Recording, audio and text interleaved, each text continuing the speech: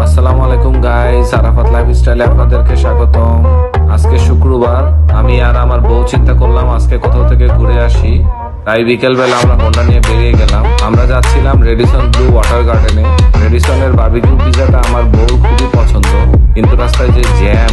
আতিফ আসলামের প্রোগ্রামের জন্য আর্মি স্টেডিয়ামের সামনে থেকে রেডিসন পর্যন্ত সম্পূর্ণ জ্যাম ছিল।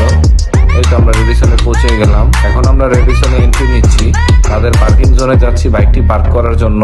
বাইক পার্ক করে আমরা চলে যাব তাদের পুল সাইড ক্যাফেতে। বাইক থেকে নেমে আমার বউ তার চেহারা, চুল সব ঠিক আছে কিনা তা চেক করে নিচ্ছে, কারণ রাস্তায় যে পরিমাণ ধুলোবালি ছিল তার চুল সব এলোমেলো হয়ে গিয়েছে। আজকে রাস্তায় বাতাসও কম ছিল। আমরা আমাদের পিৎজা অর্ডার করে দিলাম। এখন আমার বউ কিছু স্ন্যাপ নিয়ে নিচ্ছে রেডিসনে। তাদের পিৎজাটি আসতে 20 মিনিট সময় লাগবে। এই তো চলে আসলো আমাদের পিৎজা।